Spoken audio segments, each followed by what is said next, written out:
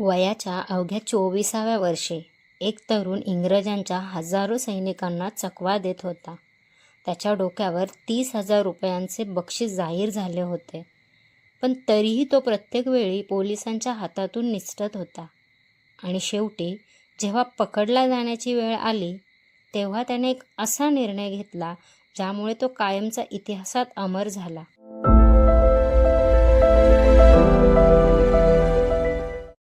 आजची कथा आहे आझाद म्हणून जगलेल्या आणि आझाद म्हणूनच मरण पत्करलेल्या चंद्रशेखर आझाद यांची. भारतीय स्वातंत्र्य लढ्यात अनेक वीरांनी आपल्या प्राणांची आहुती दिली. भगतसिंग, राजगुरू, सुखदेव यांची नावे आपण वारंवार ऐकतो. पण या सर्व क्रांतिकारकांच्या पाठीशी एका धाडशी, शांत, बुद्धिमान आणि अत्यंत शिस्तप्रिय नेत्याचा हात होता. तो म्हणजे चंद्रशेखर आझाद. त्यांनी फक्त बंदूक उचलली नाही तर अनेक तरुणांच्या मनात स्वातंत्र्याची ज्वाला पेटवली. आज आपण जाणून घेऊया एका सामान्य मुलाचा भारताच्या महान क्रांतिकारकापर्यंतचा हा प्रेरणादायी प्रवास. चंद्रशेखर आझाद यांचा जन्म 23 जुलै 1906 रोजी मध्य प्रदेशातील भाभरा या गावात झाला. त्यांचे वडील पंडित सीताराम तिवारी आणि आई जगराणी देवी. लहानपणापासूनच त्यांना धनुर्विद्या, व्यायाम आणि संस्कृत शिकण्याची आवड होती. आईला वाटायचं माझा मुलगा मोठा विद्वान होईल, पण नियतीने त्यांच्यासाठी वेगळाच मार्ग निवडला होता.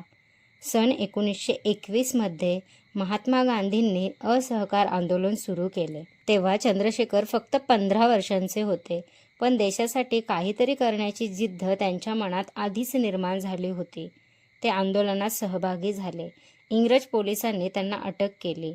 न्यायालयात त्यांची चौकशी सुरू झाली. न्यायाधीशांनी विचारलं, तुझं नाव काय? ते ठामपणे म्हणाले, आझाद. वडिलांचं नाव? स्वातंत्र्य. राहता कुठे? जेलखाना. संपूर्ण न्यायालय काही क्षण शांत झालं.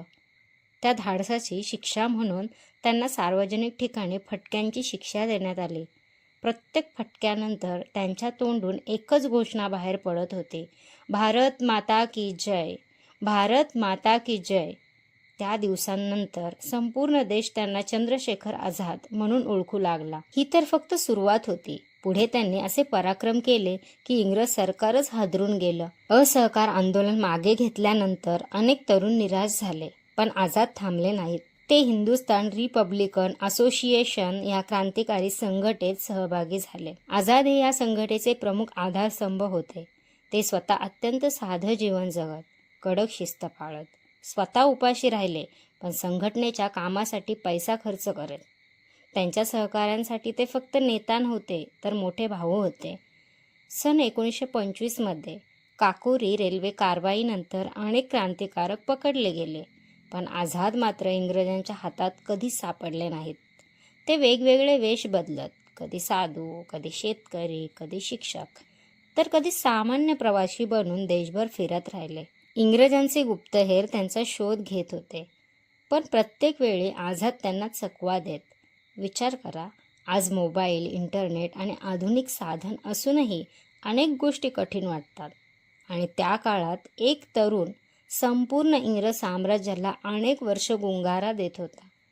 ही फक्त हिंमत नव्हती तर देशप्रेमाची पराकाष्ठा होती. सन 1928 मध्ये लाला लजपत राय यांच्या मृत्यूचा बदला घेण्यासाठी भगतसिंग, राजगुरू आणि इतर सहकाऱ्यांसोबत आझाद यांनीही महत्त्वाची भूमिका बजावली. या घटनेनंतर इंग्रज सरकार अधिकच संतापलं. आझाद यांना जिवंत किंवा मृत पकडण्यासाठी मोठं बक्षीस जाहीर करण्यात आलं, पण त्यांनी कधीही भीती दाखवली नाही. त्यांचं एकच वचन होतं, दुश्मन की गोलियों का हम सामना करेंगे, आझाद थे, आझाद है और आझाद ही रहेंगे. आणि मग आला 27 फेब्रुवारी 1931चा दिवस, ज्याने भारतीय इतिहास कायमचा बदलून टाकला. अलाहाबादमधील अल्फ्रेड पार्कमध्ये ते आपल्या एका सहकाऱ्याला भेटण्यासाठी गेले होते, मात्र कोणीतरी विश्वासघात केला. इंग्रज पोलिसांनी संपूर्ण पार्कला वेढा घातला. गोळीबार सुरू झाला. आझाद एकटेच लढत राहिले. अनेक पोलीस जखमी झाले. त्यांनी आपल्या सहकाऱ्याला सुरक्षित पळून जाण्याची संधी दिली. शेवटी त्यांच्याकडे फक्त एकच गोळी उरली आणि त्यांना आठवलं स्वतःला दिलेलं वचन, मी इंग्रजांच्या हाती जिवंत लागणार नाही. त्यांनी ती शेवटची गोळी स्वतःवर झाडली आणि भारत मातेचा हा वीर पुत्र खऱ्या अर्थाने आझाद राहिला. चंद्रशेखर आझाद यांनी आपल्याला एक मोठा धडा दिला.